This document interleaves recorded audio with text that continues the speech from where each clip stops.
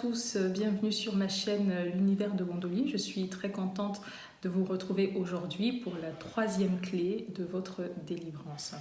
Mais avant de commencer, je vous invite à vous abonner sur ma chaîne pour ne manquer aucune vidéo.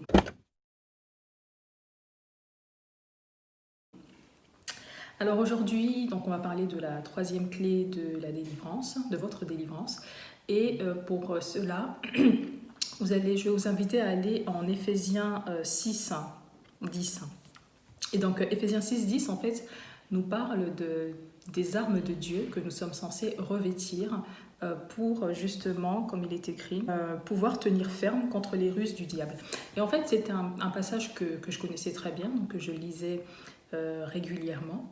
Mais un jour, donc il y a quelques semaines, alors que je le lisais, le Seigneur a attiré mon attention en fait sur un passage en particulier. Donc c'est Éphésiens 6, 15 qui dit « Mettez pour chaussure à vos pieds le zèle que donne l'évangile de paix ».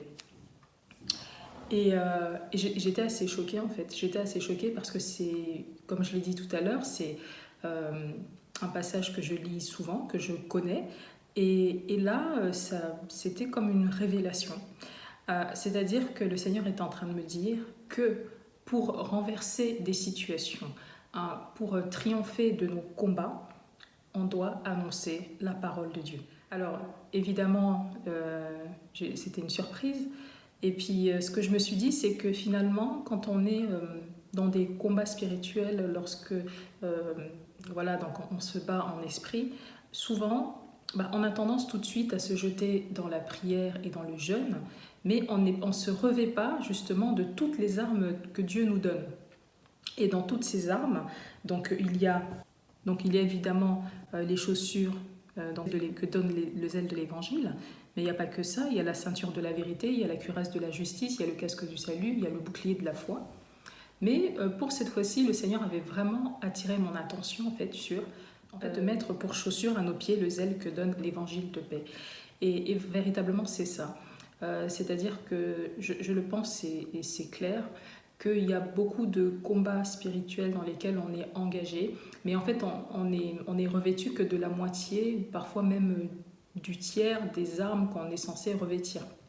On y va en jeûne et en prière, mais est-ce qu'on a le bouclier de la foi? Est-ce qu'on annonce la parole de Dieu? Parce qu'en fait, la chose avec le fait d'annoncer la parole de Dieu, c'est une arme offensive. Quand on annonce la parole de Dieu, tout de suite, ça va dans le camp de l'adversaire pour dévaster donc le camp de l'adversaire. Et en fait, on répand la lumière de Christ quand on annonce la parole de Dieu. Et donc, c'est une arme redoutable, offensive, qu'on doit avoir constamment sur soi.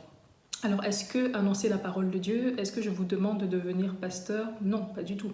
À partir du moment où vous êtes né de nouveau, vous avez vous aussi reçu ce mandat que d'aller au niveau des nations et prêcher la bonne nouvelle. Donc ce mandat, il vous concerne aussi.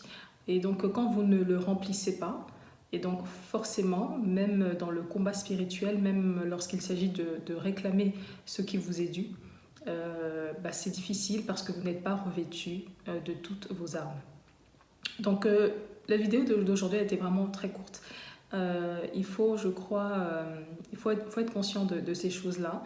Et lorsque on s'engage dans un combat spirituel pour récupérer, je sais pas, sa santé, pour récupérer l'harmonie dans son foyer, pour récupérer, ça peut être beaucoup de choses, il faut finalement être équipé de A à Z, donc de la cuirasse de la justice. Voilà, la prière et le jeûne, ce sont de bonnes choses, et puis même dans ça, il faut toujours avoir une instruction précise du Seigneur pour savoir, dans ce contexte-là, comment est-ce que je réagis, quelle est la clé, quel est quelle est l'arme que je dois utiliser, sachant qu'on doit être revêtu de toutes nos armes, mais il ne faut pas forcément y aller qu'avec le jeûne et la prière. Il faut demander au Seigneur, il faut bien évidemment être revêtu de toutes ces armes, mais la prière et le jeûne ne suffisent pas. Voilà, c'est ce que je veux dire, ça ne suffit pas. Il faut bien entendu être revêtu de toutes ces armes-là. Après, annoncer la parole de Dieu, Ça peut être sur votre lieu de travail. Vous pouvez annoncer la parole de Dieu dans votre entourage, dans votre famille. Voilà. Donc, il y a beaucoup de façons d'annoncer la parole de Dieu. Voilà, en tenant une page internet.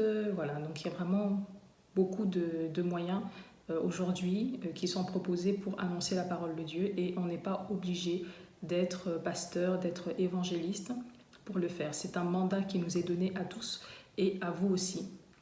Et donc il faut le faire, Et puis il faut se laisser guider par le Seigneur. Ce que je dirais pour terminer, il faut vraiment se laisser guider par le Seigneur, lui demander de quelle manière est-ce que tu veux que j'annonce la parole de Dieu. Est-ce que c'est créer une page? Est-ce que c'est voilà, donc comment est-ce que je peux approcher un tel collègue pour lui annoncer la parole de Dieu? Et puis toujours prier que le Seigneur touche les cœurs, travaille les cœurs des personnes avant d'aller annoncer la parole de Dieu. Parce que c'est le Saint-Esprit, en définitive, qui va travailler les cœurs pour que les cœurs soient disposés à recevoir l'évangile.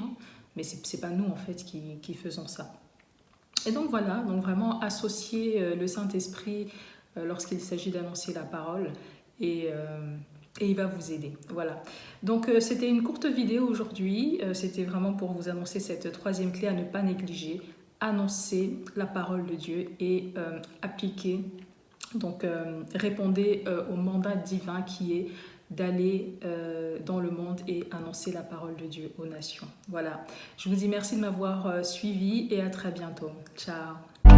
Si vous aimez écouter des podcasts, je vous invite à vous inscrire sur le podcast de Bondoli, c'est sur l'application SoundCloud. Je vous mets tout ça en barre d'infos.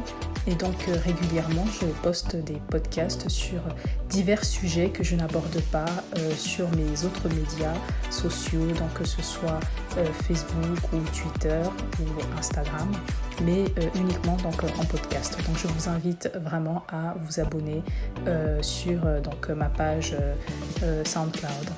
À très bientôt.